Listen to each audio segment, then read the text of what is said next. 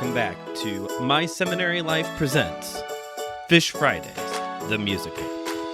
Here on Fish Fridays throughout the season of Lent, I am choosing each Friday a different song that I think captures some of the themes, some of the postures and practices of the Lent season, talk a little bit about the history of the song, and then go a little bit deeper into the lyrics of the song as kind of a devotional series for this season. We're on week 3 of 7 for this series, and today, as I teased in last week's episode, is the existentialist national anthem, or at least this existentialist anthem, I Still Haven't Found What I'm Looking For by U2. This song is, of course, part of the Joshua Tree album that is widely popular and celebrated as one of the best, if not the best, U2 album. It was U2's attempt to do more American-style music, and it obviously paid off for them. This CD also has, or this album, I should say, this album also has a lot of religious themes playing throughout the entire project, especially here in I Still Haven't Found What I'm Looking For, but also in the widely popular Where the Streets Have No Name and With or Without You. The composition of I Still Haven't Found What I'm Looking For is actually a pretty interesting story. The guys were just kind of having a bit of a jam session. They were taking different chord progressions, different lyrics they had stashed away in different journals, thoughts, ideas, and just kind of ran it all together. They were trying to write a different song at the time, but instead kind of got lost in this jam session and started putting things together. And before you knew it, you had I Still Haven't Found What I'm Looking For.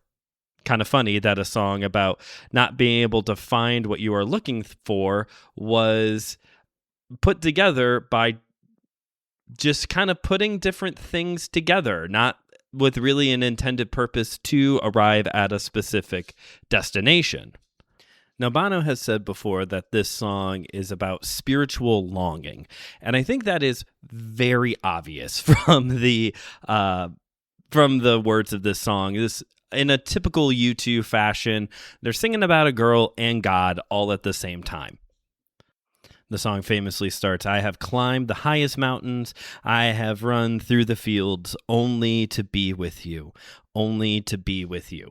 Well, that could be about God or a girl. Well, it looks like we're going to land a little bit more on the girl part first, though, because he does say a little bit after that, I have kissed honey lips, felt the healing in her fingertips. It burned like fire, this burning desire.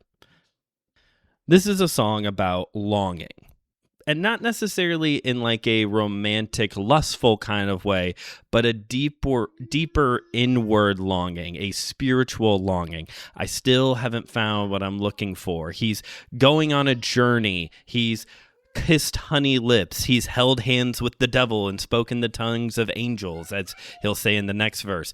But he still hasn't found what he is looking for. There is a longing. He is searching for something and he cannot find it.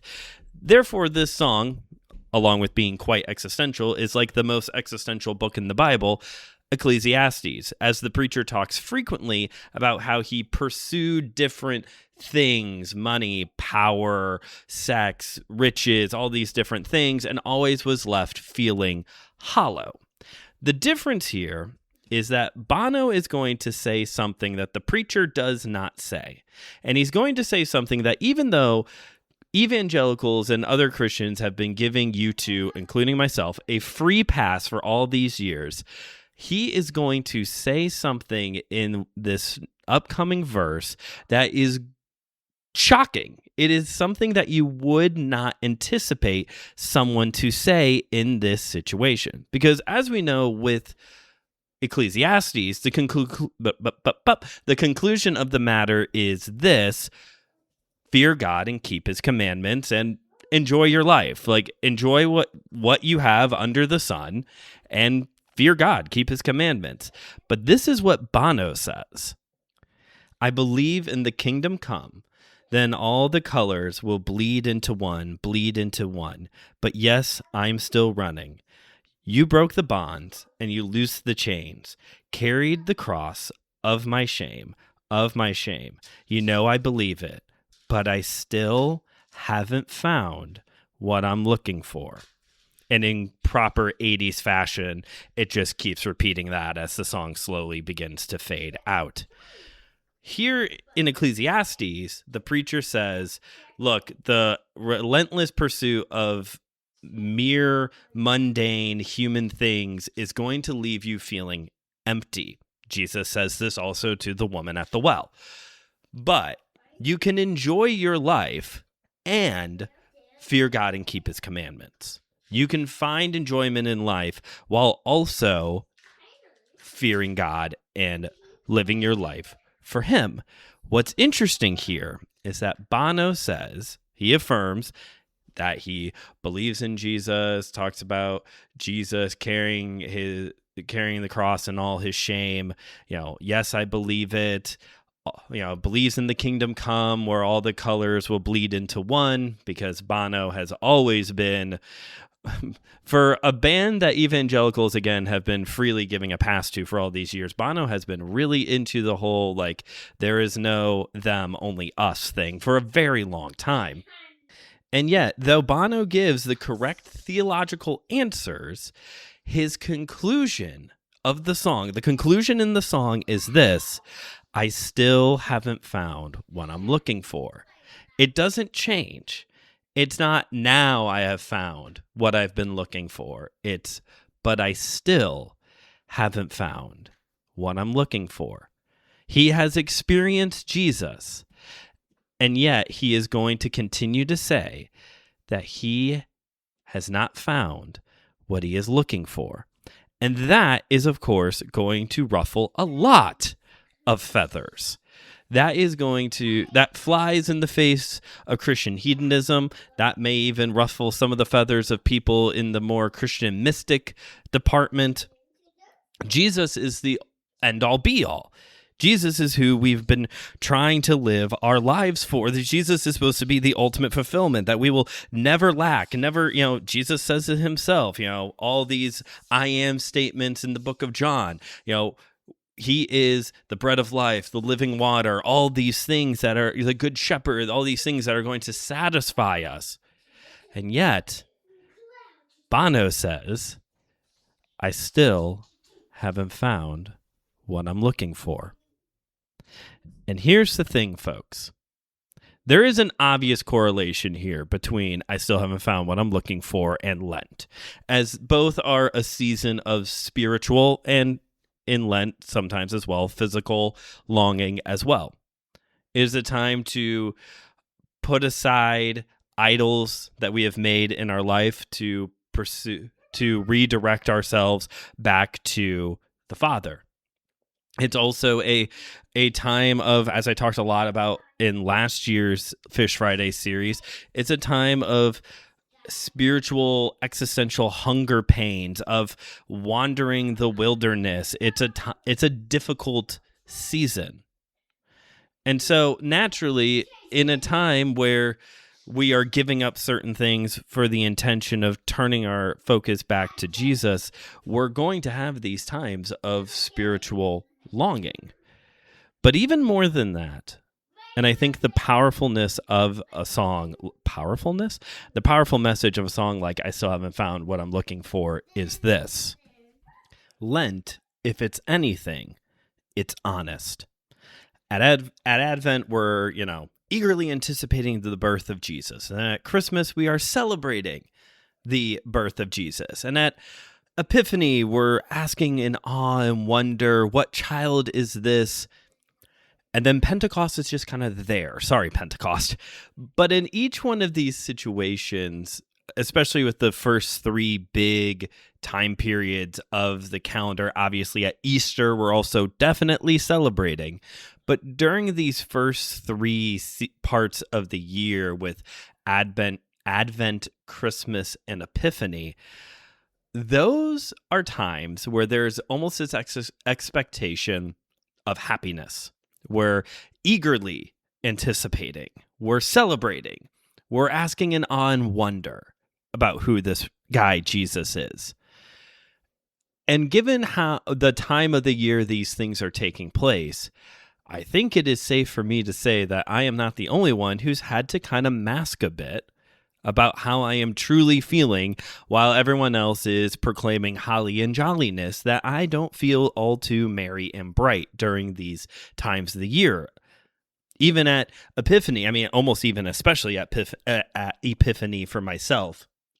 Because the beginning of a new year is kind of like fun for the first 4 days, and then like, I don't know, we bomb Venezuela. Like, we just do something outrageous. Or the beginning of the year, I'm here in the Midwest, so it's like, dark and gloomy and cloudy and snowy and negative 12 degrees. And like, it's not necessarily like a time of the year that kind of puts me in the mindset of like, okay, I'm excited to figure out awe and wonder. Lent, if it's anything, it's honest, because Lent invites us into a reality where we can say life kind of sucks. It's a time, as I talked about a couple of weeks ago now, it's a time marked, or it's bookended rather, in death, a reminder of our own death and the death of Jesus. It's a time of self-sacrifice as we fast. It is not a happy-go-lucky time, especially compared to really all the rest of the church calendar. Lent's the downer. Lent is the guy that you hope doesn't show up to the party because he's such a downer. And that's probably why Lent is my favorite part of the calendar, my favorite part of the year. Because if it's anything, it's honest. It's honest with the fact that sometimes life and spirituality and all of this is just kind of hard or sucks. And it's honest with the fact that sometimes we have big, messy thoughts or big feelings. You can tell I've been watching Miss Rachel a lot with my son lately. We have big, hard, messy questions or big feelings about how life is going.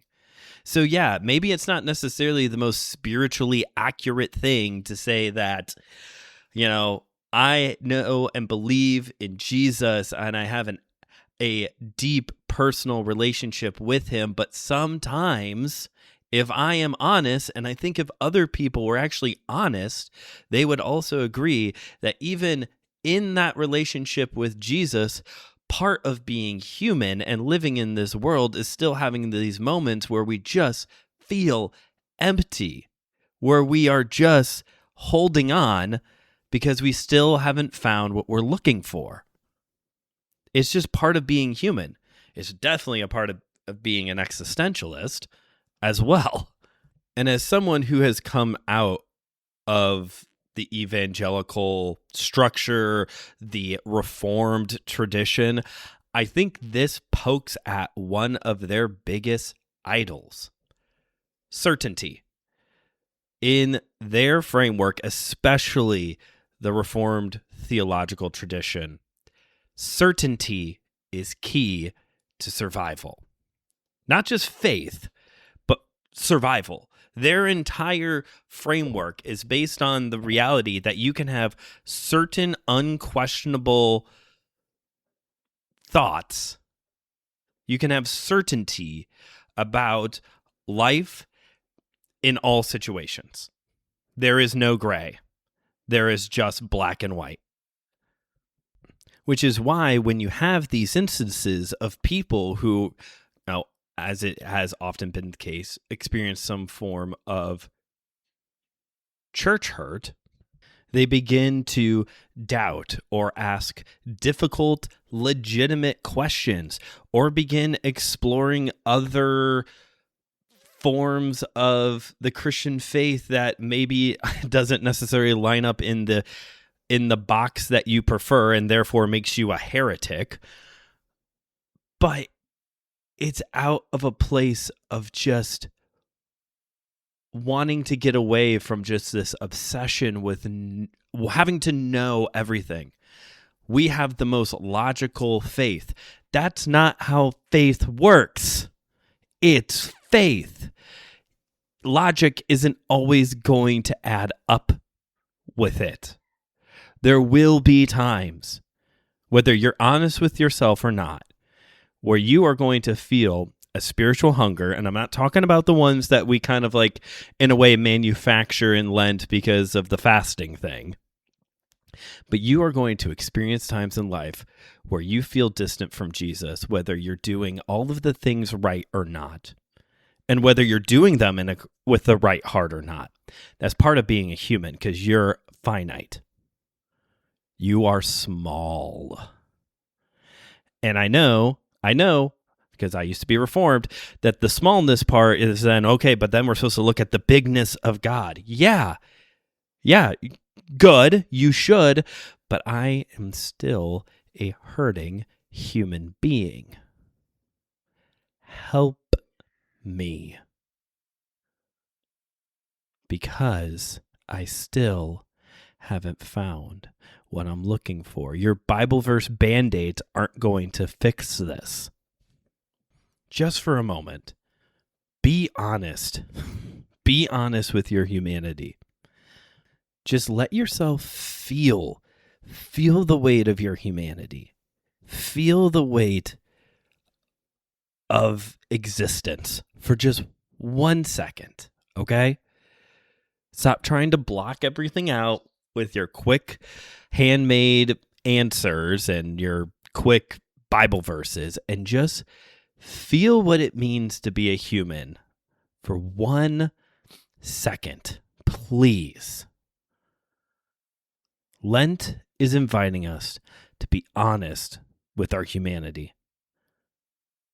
Thanks for listening to today's episode. If you haven't yet already, please rate and review this show wherever you get your podcast. Pass this episode along to a friend. And if you haven't yet already, please make sure you check out the other shows here on the Anazao Ministries Podcast Network. Like, what other shows do we have here? Your Matter Matters. I pay attention to things. Your Matter Matters, the Whole Church Podcast, and of course my sister's show, Kung Fu Pizza Party, where I deliver high-flying action in 30 minutes or less and serve up some wisdom one slice at a time. And make sure you follow my YouTube channel, Studio 219, a place for faith and pop culture. That's it for this week's episode. But next week, things are getting a little green around here. Yes, it's going to be the slightly early St. Patrick's Day episode. This is a annual Fish Friday tradition, and it's a timely one, not just because St. Patrick's Day is coming up, but for something else. You'll find out when we get there. But thanks again for listening. This has been My Seminary Life Presents Fish Fridays the Musical, reminding you, as always, that theology is best served with a side of coleslaw.